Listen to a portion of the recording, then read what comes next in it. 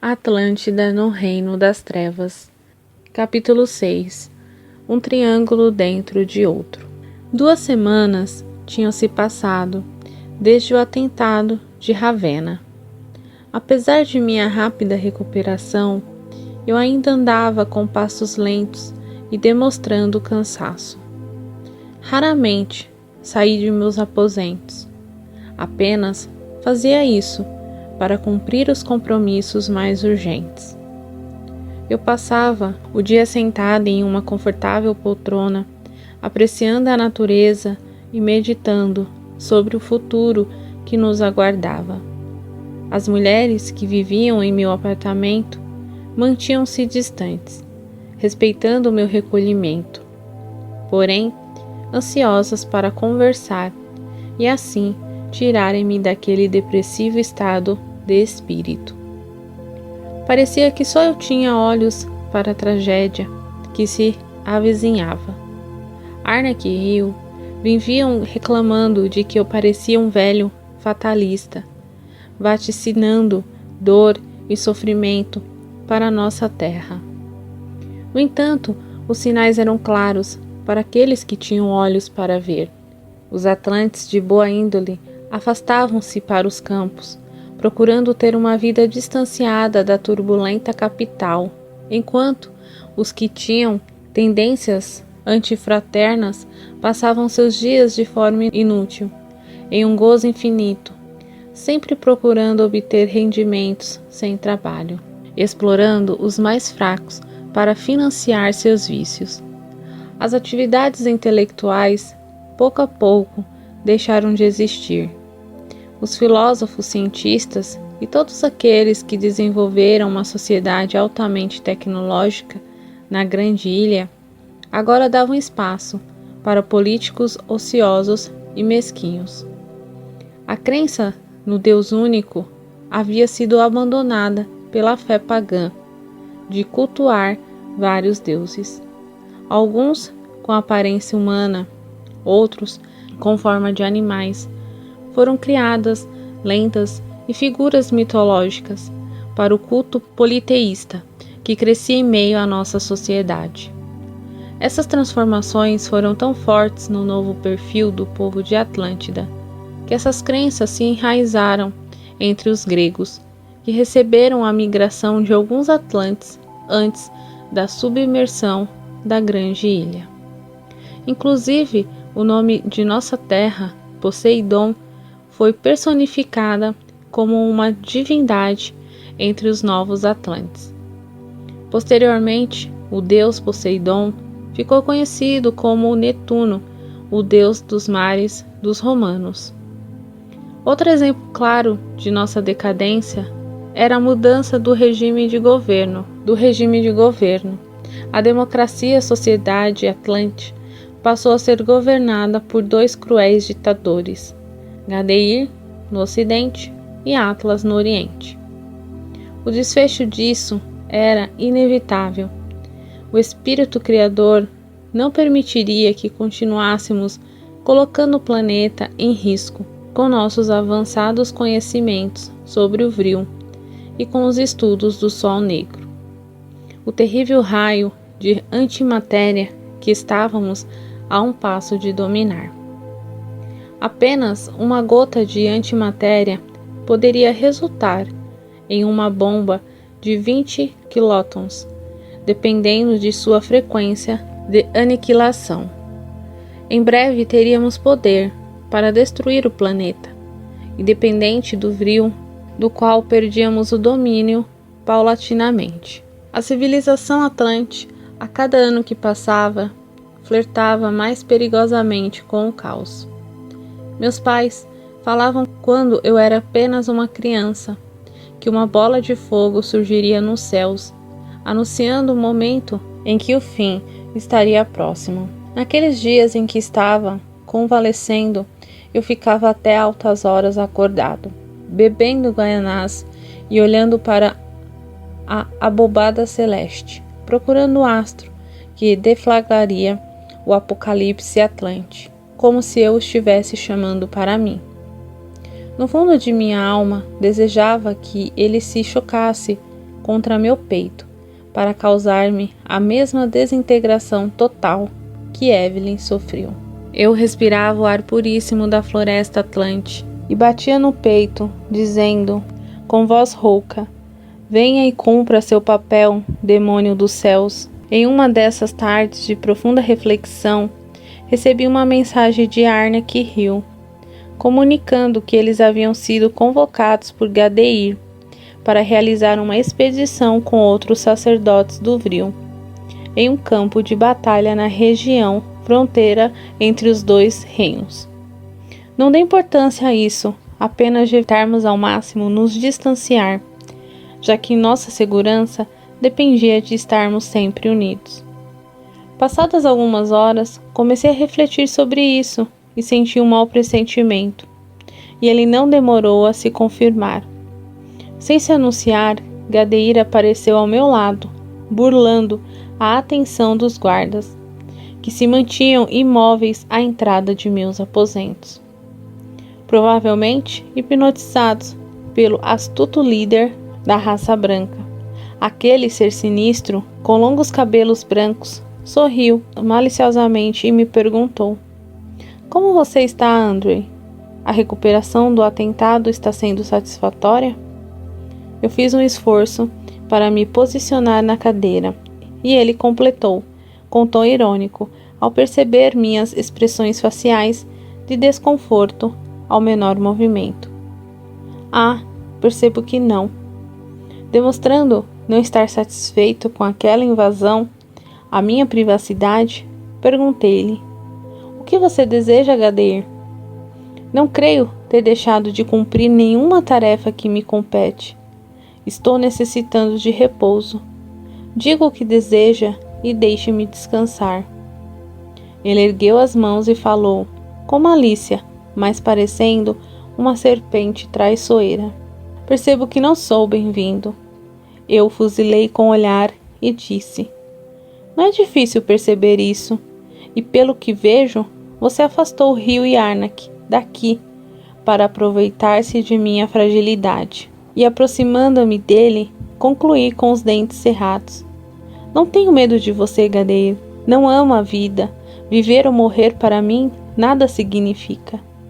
Tenha certeza de que se você tentar algo, pode até me matar, mas sairá fraco daqui, abrindo brechas para Atlas desequilibrar definitivamente a balança do Vril a favor dele. Será o fim da guerra e, consequentemente, seu fim. Gadeir se irritou profundamente com minha ousadia e falou claramente: vou pagar para ver, crápula maldito.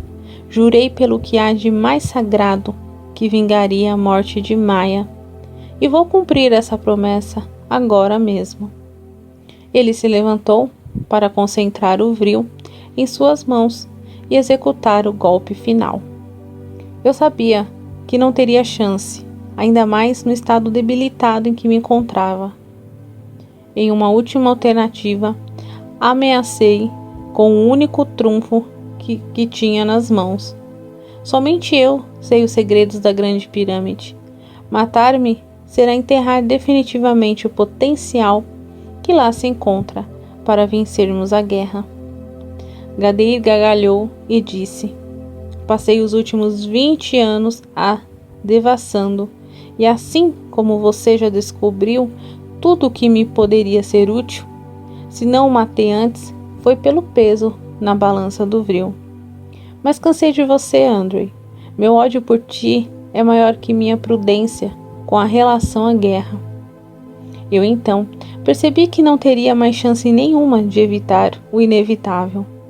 Mesmo não estando em paz com o Espírito Criador, olhei para os céus e, em pensamento, entreguei minha alma falida ao Todo-Poderoso.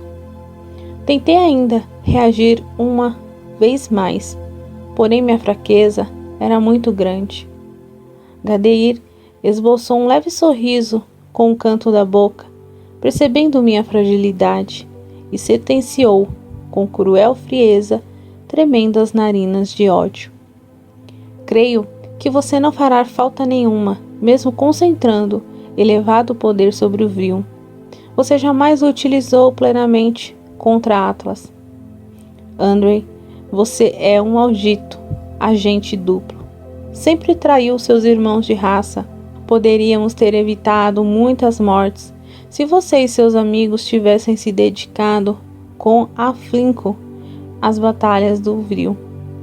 As bombas magnéticas estão surtindo o efeito desejado sobre os exércitos de Atlas, e além disso, muito em breve dominaremos o Sol Negro.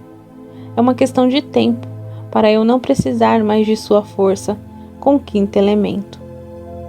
Ele cerrou o punho, com os olhos chispando energias escarlates, e concluiu: seus pais o estragaram, verme maldito. Formaram um filho fraco por causa dessas filosofias espirituais baratas. Eu olhei em seus olhos e falei com raiva: vá para o inferno, Gadeir. Mate-me ou morrerá por minhas mãos quando eu me restabelecer. Ele gargalhou e disse com ironia: você vai primeiro, meu caro. Tenha certeza disso. Eu vi isso no espelho de cristal que você me ajudou a construir em meus aposentos. Depois de concentrar o quinto elemento por alguns segundos, ele preparou-se para dirigi-lo a mim, em sua terrível forma inversa. A grande energia era símbolo de vida e saúde, mas poderia ter sua força invertida para o mal. E era isso que os magos negros realizavam com excelência. Eu então respirei fundo e aguardei o golpe mortal, pensando: vivi para o Vril e morrerei por ele. Será esse meu destino? Naquele momento, várias cenas passaram por minha cabeça, todas ligadas ao quinto elemento. Desde os momentos que antecediam minha encarnação no plano físico, com os mentores espirituais preocupados com o poder quase absoluto que Evelyn e eu possuíamos sobre o Vril. A infância prodigiosa, as primeiras fantásticas curas, até mesmo no mundo primevo. As pesquisas que faziam para debelar os diversos tipos de câncer que consumiam os capelinos exilados. Até chegar um momento extremo em que Evelyn foi morta. Naquele instante, minha mente parou e descansou. Com um breve sorriso no rosto, eu disse para mim mesmo: amor da minha vida, eu estou indo ao teu encontro. Sei que não sou digno da luz, mas me ampara neste momento extremo. Naquele instante, Gadeir disse a frase que povoava meus pesadelos: morra, traidor, ninguém te protegerá neste momento final.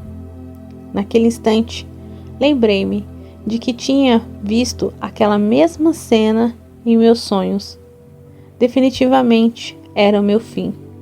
Sim, era inevitável. Tudo estava se confirmando. Entretanto, aquele que rege nosso destino e está presente em toda a criação, parecia sempre me oferecer insólitas surpresas. Mesmo eu não sendo um filho digno de orgulho, a sua grandiosa obra. Ele insistia em me manter no palco da vida humana. De alguma forma, ele que tudo vê, desejava que eu vivesse tudo aquilo, cada segundo, cada instante, até o desaparecimento total da grande ilha nas profundezas do oceano. Talvez, por causa da sua forte emoção, entrei em estado alterado de consciência e vi o rosto suave de Evelyn sorrindo para mim e dizendo: Andrei, meu querido, ainda não chegou o teu momento. Aproveite esses instantes que ainda te restaram no mundo humano para retornar ao caminho da luz. Naquele mesmo instante, Gadeir arregalou os olhos, assustado, surpreendendo-me e fazendo-me perder o contato com Evelyn. Eu olhei para os meus lados e lá estavam elas, em seus postos, como sempre estariam nos anos seguintes. Sol, de pé, à minha esquerda, e Lua, à direita, com os braços cruzados sobre o peito. As duas belas e exuberantes mulheres já vestiam os magníficos trajes dos magos negros do Vril. as roupas negras brilhantes coladas aos seus corpos, curvíneos sensuais, viriam causar na sociedade atlante uma verdadeira fascinação. Nos anos seguintes, tornando as lendas vivas de beleza. E alguns pobres desavisados até mesmo renderiam paixões enlouquecedoras, levando-os à loucura ou até mesmo ao suicídio. A única diferença entre elas e as demais sacerdotisas eram os calçados. Todas usavam botas até a altura dos joelhos, mas elas calçavam sandálias delicadas de salto alto. Lua utilizava uma prateada, cravejada, de diamantes raríssimos, e Sol uma dourada com detalhes em oricalco puro, o ouro dos deuses. Acredito que boa parte do encantamento que elas causavam nos homens, e até mesmo em algumas mulheres, estava na beleza indescritível de seus pezinhos, que colocavam todos literalmente de joelhos, embevecidos por uma louca fascinação. Ao descobrirem esse poder que possuíam, além do proporcionado pelo vril, passaram a manipular as pessoas conforme nossos interesses. Enquanto eu necessitava utilizar-se de requintados recursos hipnóticos, as gêmeas apenas miravam de forma inusitante os olhos de suas vítimas, para terem amplo domínio sobre elas. Somente as duas, entre todos os sacerdotes do vril, não utilizavam as roupas completamente negras, com a capa escarlate. Gadeir não contava neste aspecto, porque ele se achava mais que um sacerdote do quinto elemento. Ele acreditava ser o grande rei da Atlântida e, portanto, vestia-se com túnicas esquisitas, que mais o assemelhavam a um ser extraterrestre andrógeno. Lua descruzou então os braços sobre o peito, mostrando a beleza de seu busto escultural, coberta apenas pela blusa negra com elegante decote, semelhante à de sua irmã, enquanto o Sol brincava com o vril em suas mãos, indicando o poder inconteste das duas. A morena sedutora olhou profundamente nos olhos de Gadeir e falou, com sua voz rouca, que era extremamente poderosa quando estava irada, mais de uma sensualidade notável quando apaixonada. Você deve ser o Gadeir. Lembro-me de que Andrei e os seus grandes mestres nos escondiam de você quando éramos crianças. Eles queriam evitar que nosso poder caísse em suas mãos. O terrível líder da raça branca sorriu e modificou suas intenções, pois percebeu que eu poderia trazê-las para o seu lado na guerra. Em seguida falou: as famosas gêmeas, que felicidade tê-las aqui na capital. Imaginei que vocês estivessem escondidas com Ártemis e Nasser, caso realmente existissem. Eu suspeitava da existência de vocês, mas nunca tive a confirmação. Vocês foram muito bem ocultadas de minha visão. Nunca senti verdadeiramente, apesar de suspeitar de que uma poderosa força do vril encontrava-se longe de meu alcance. Depois de disfarçar por alguns segundos, ele voltou a falar. Eu estava aqui fazendo companhia ao nosso Andrei. Fico feliz de que ele esteja se restabelecendo e sendo bem cuidado. Bem, mas agora preciso ir. Espero poder vê-las na próxima reunião dos sacerdotes do vril.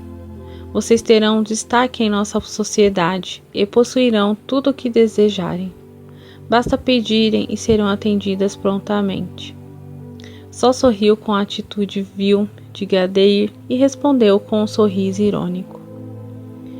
Nós faremos tudo o que Andrei desejar. Acho que você precisa dele mais do que imagina.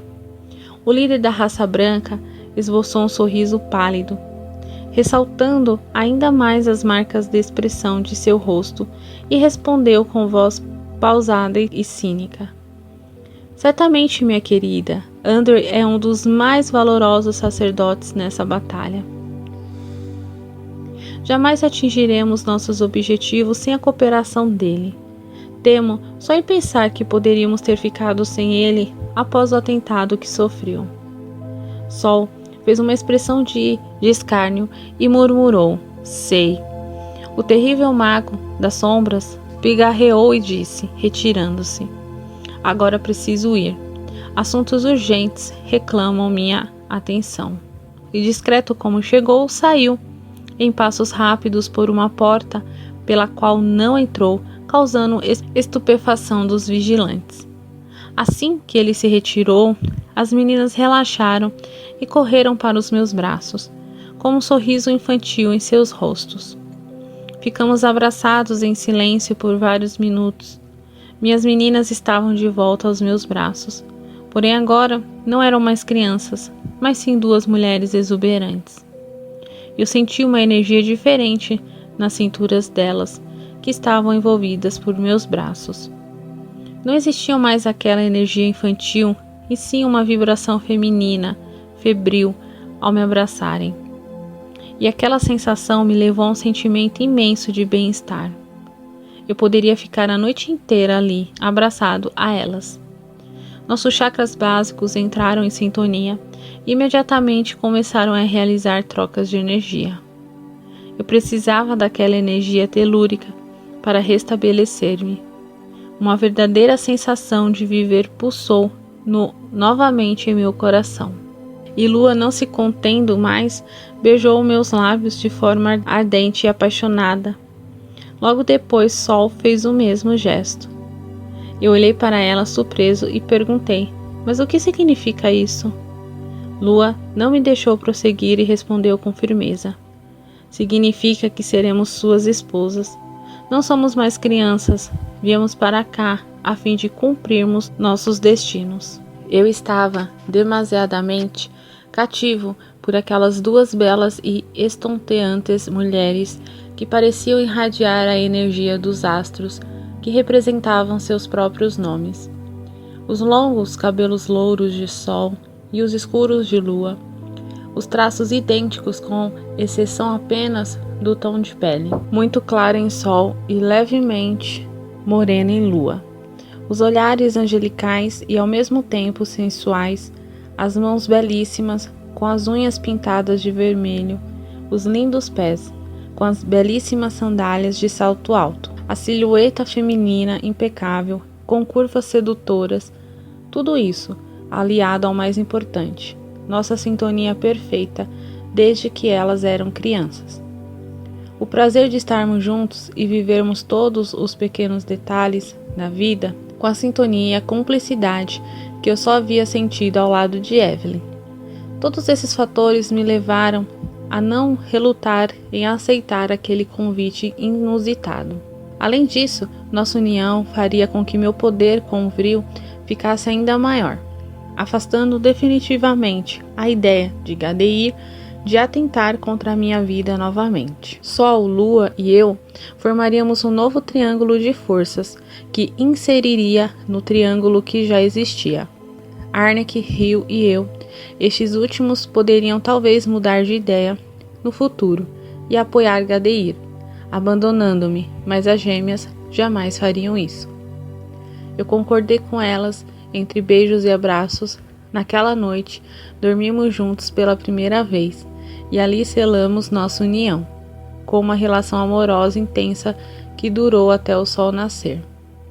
Mesmo com a saúde debilitada, parecia que o contato íntimo com as gêmeas me nutriam com força desconhecida, mais poderosa que o próprio Vril. No dia seguinte, o restabelecimento de minha saúde fora acelerado, de forma impressionante, quase me levando à cura completa, apesar da intensa atividade sexual da noite anterior. Fizemos amor com trocas energéticas por todos os poros de nossos organismos. Entre beijos e abraços, selamos nossa união definitiva e incondicional.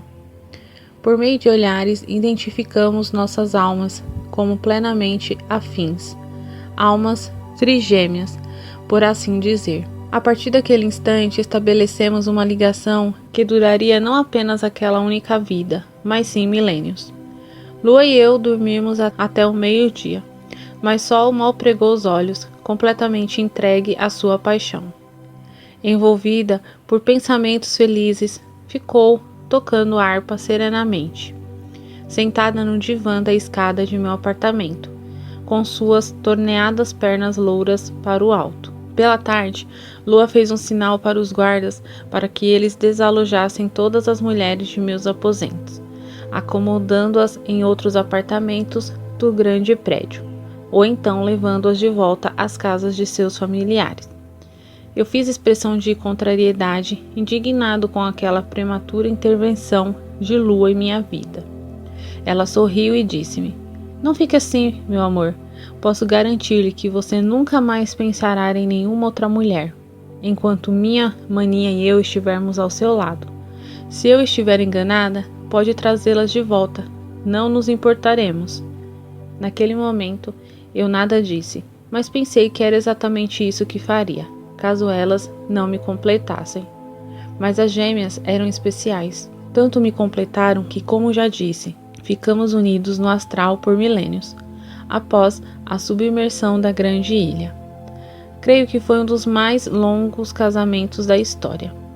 E só foi suspenso porque necessitávamos trilhar novas e diferentes das experiências evolutivas, em futuras existências no plano físico. Todas as minhas mulheres terminaram aceitando, com o tempo, que as gêmeas e eu nos completávamos, de forma absoluta, e abririam mão de minha companhia, sem mágoas. Somente Electra, com seu poço sem fim de rancor, manteve-se em permanente estado de guerra contra nós. Seu ódio contra mim aumentou ainda mais, e o ciúme e a inveja que tinha das gêmeas ultrapassavam todos os limites do bom senso. O rancor e a mágoa são venenos que corroem a própria alma de quem as cultiva. Electra parecia viver para alimentar esses sentimentos, perdendo a oportunidade de evoluir espiritualmente e crescer como pessoa. Deixava de ser feliz por viver em função dos outros, esquecendo-se de si mesma. Fora abençoada com domínio sobre o vil, mas jogou tudo fora por ter uma alma doente. Se Deus tivesse lhe dado uma vida longa nessa existência, certamente ela não teria como usufruir de tais anos, já que envenenava a própria alma todos os dias, precipitando a falência de seu organismo. 6 semanas depois, quando eu estava totalmente recuperado do atentado que sofri, Sol, Lua e eu passamos a deslumbrar os eventos da decadente sociedade atlante. As gêmeas pareciam 2 princesas e eu parecia o rei que fora abençoado com tão magnífica companhia. Além da beleza, elas eram muito inteligentes, sendo o Sol uma artista nata. Cantava, dançava e representava com um desembaraço notável, cativando todos ao seu redor, praticamente enlouquecendo-os com seu talento. Lua, por sua vez, era uma escritora de mão cheia. Seus conceitos filosóficos, poemas geniais, em poucas palavras, e as músicas que compunham com a sua irmã cantar eram de uma profundidade e de uma sabedoria que causavam espanto, mesmo em uma sociedade que vinha perdendo seus valores nas últimas décadas. A adorável morena também tinha personalidade forte nos debates filosóficos, encantando a todos, principalmente as pessoas mais maduras, que ainda mantinham bons valores apesar de tudo. Isso foi fundamental para ela não sofrer demasiado preconceito por causa do seu tom de pele e da cor dos cabelos, semelhantes aos de nossos inimigos da raça vermelha. A beleza encantadora e a sabedoria que impunha a respeito foram determinantes para ela ser aceita, em meio a uma sociedade que se tornava cada dia menos caridosa e fraterna com aqueles que eram diferentes sobre algum aspecto. O preconceito havia brotado na sociedade atlante desde a chegada dos capelinos e viria a tornar-se, infelizmente, uma constante em nossa humanidade até os dias atuais. Até mesmo Gadeir, que era extremamente racista, respeitava a lua, por sua inteligência, beleza e principalmente pelo poder convril que ela cobiçava como ninguém. Arnek ficará chateado comigo por eu abandonar o mundo das conquistas e de me atrelar definitivamente às gêmeas. Entretanto, ele dizia daquele jeito só dele: Andrew, meu irmão, você me decepcionou, deixando-se seduzir pelo encanto das gêmeas. Mas creio que seria impossível não ceder. Ainda bem que ela só tem olhos para você. Não sei, também, se eu conseguiria resistir. E você sabe que abandonar as conquistas para mim é o mesmo que abandonar a vida. Eu sorri com o comentário hilário do amigo e o abracei. Depois lhe disse com um tom fraternal: um dia você aquietará esse coração também, querido amigo. Ele sacudiu a cabeça e respondeu: acho muito difícil que isso aconteça. Arnek casado é Arnek morto. Rio gargalhou com as palavras do amigo mulherengo e disse-lhe: vamos, Arnek, vamos circular pela festa. Nosso amigo Andrew agora não pode mais nos acompanhar. E os dois então saíram abraçados. Eu não senti inveja deles. Talvez eu já estivesse cansado daquela vida, com minhas energias drenadas por causa daquela rotina extenuante. Desde que as gêmeas haviam chegado, parecia que minha vitalidade aumentará, assim como minha lucidez. Meu sono estava mais tranquilo, e apesar de as intensas relações sexuais noturnas prosseguirem, agora parecia que eu adquiria uma verdadeira energia com a juventude e vitalidade das moças. Com as mulheres anteriores, isso também acontecia, mas com Sol e Lua, parecia que eu tomava verdadeiras injeções de ânimo. Provavelmente por ser uma relação com sentimentos verdadeiros, e não apenas uma troca de energias sexuais. Ao contrário dos relacionamentos anteriores, eu que era sugado e sugava como verdadeiros vampiros, com as doces gêmeas o processo era inverso. Eu me doava para elas de todo o coração e elas faziam o mesmo, tornando essa troca de energias algo verdadeiramente sublime. Elas rapidamente se adaptaram àquele mundo que, apesar dos valores mesquinhos, era divertido e interessante para quem apreciava boas festas e uma diversidade artística instigante. As meninas eram bem dinâmicas e criativas. O mundo infernal de Atlântida, no período das trevas, também tinha seu fascínio. E como éramos almas ainda distanciadas da verdade, da verdadeira busca, sentíamos bem à vontade naquele meio. O mesmo desconforto que eu sentia por viver somente em meio aos templos e às meditações eram compartilhados por elas. Nós parecíamos necessitar da vida desses dois mundos de luz e trevas para sermos felizes. Com a chegada delas, pude resgatar lembranças de meus pais, dos trabalhos que estavam sendo realizados em Kandur, e tudo aquilo que amava, mas com que fazia 20 anos que não tinha contato. Da mesma forma que hoje em dia é muito difícil uma pessoa espiritualizada ser feliz casando-se com alguém que não seja naquela época. Eu sentia grande tristeza por não ter com quem conversar sobre tudo aquilo que tinha feito parte de minha vida desde o nascimento.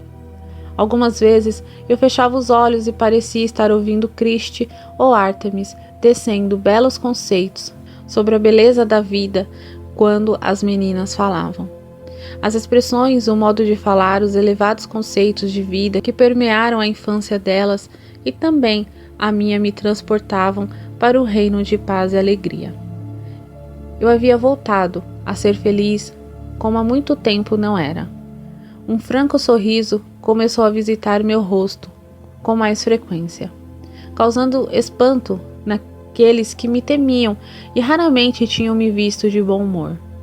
A presença das meninas fez com que minha alma vibrasse em uma esfera mais iluminada, mesmo reinando em trevas.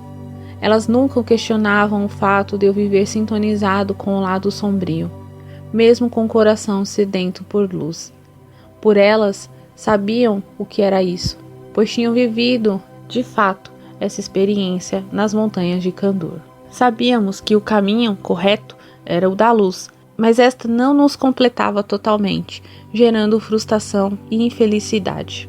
Agora, as gêmeas estavam livres para extravasar seus anseios e desejos que reprimiam durante todos aqueles anos. Lua até mesmo extrapolava alguns limites para seus primeiros passos nas trevas, fazendo maldades gratuitas somente para demonstrar poder. Já Sol queria apenas curtir. Bastava não ficar entre ela e seus interesses para estar salvo de sua ira. O poder do Vril era algo perigoso em nossas mãos. Enquanto tínhamos o acompanhamento dos mestres, não havia problema, mas agora, livre de qualquer cerceamento, poder ilimitado nas mãos, as coisas certamente fugiriam ao controle. E esse aumento de forças também fez crescer minha arrogância. Se antes eu já me achava poderoso, o que dizer agora? Com um apoio incondicional das gêmeas, com a saúde recuperada e as gêmeas, Arnak e Rio ao meu lado, terminamos nos tornando um partido poderoso dentro da estrutura de Gadeir. Além de abandonar a ideia de me matar, ele teve de passar a me bajular, fato que muito me divertia. Além disso, com as gêmeas ao meu lado na cama, minha segurança tornou-se total. Lua pouco dormia à noite. Ela ficava cantarolando em nossos ouvidos até dormimos, com sua voz rouca e sensual. Depois ficava escrevendo seus textos no silêncio da noite. Quando ela dormia, Sol já estava levantando-se com o astro-rei, que era sua fonte máxima de energia. Então, ela vigiava-nos até acordarmos por volta das 11 horas. Lua dormia um pouco, mas recuperava as energias plenamente, mesmo com um curto repouso. Sol era mais dorminhoca, mas tinha uma energia fantástica durante o dia. Talvez por ser mais extrovertida, gastava mais energia e necessitava de um repouso maior. Em algumas noites eu acordava sobressalto, por causa dos pesadelos que continuavam a assaltar minha mente, e virava assustado para o lado direito. Lá estava a Lua encostada no respaldo da cama, com as pernas encolhidas e escrevendo sobre os joelhos. Ela dizia, irradiando carinho com seus belos olhos negros: "Durma, meu amor, está tudo calmo." Eu sorri para ela, puxava seu pé para perto do rosto e o beijava, até entrar novamente em sono profundo. Nos raros momentos em que nós três dormíamos, ficávamos de mãos dadas, em uma profunda transfusão de energia e sentimentos. Se algo acontecesse a qualquer um de nós, todos acordaríamos. A primeira pessoa que Lua matou foi defendendo o meu sono. Como o nosso poder tinha se tornado muito grande com a força dos 2 triângulos, como chamávamos, houve algumas tentativas de me assassinar, que ocorreram à noite. E se eu não dependesse de Sol, nesse horário, estaria perdido. Sem um astro-rei nos céus, após dormir, ela ficava em estado sonâmbulico. Era quase impossível despertar. Já a Lua era assim pela manhã, quando o satélite natural da Terra desapareceria com a claridade matutina. Naquele dia, a morena linda tinha ido até a sacada para respirar o ar puro da noite e percebeu, tarde demais, a aproximação de uma sombra em direção à nossa cama. Não haveria tempo de agir com o Vril, portanto, ela puxou com uma gata sobre o intruso com uma faca na mão e perfurou seu pescoço, de um lado ao outro. Depois apoiou levemente os pés sobre a cama e girou o corpo, arremessando no chão. Eu acordei com o estrondo forte da queda do corpo do assassino, e ela me disse de forma serena, com um punhal ensanguentado na mão: "Está tudo bem, meu amor, durma." Como o meu espírito estava fora do corpo, atuando em outras esferas, ao lado do Sol, apenas deitei a cabeça, voltei ao estado de sono profundo. Quando acordei, pela manhã, não havia nem vestígios de sangue pelo quarto. Se Lua não confirmasse o atentado, acreditaria que teria sido apenas mais um terrível pesadelo, tão comum naqueles dias.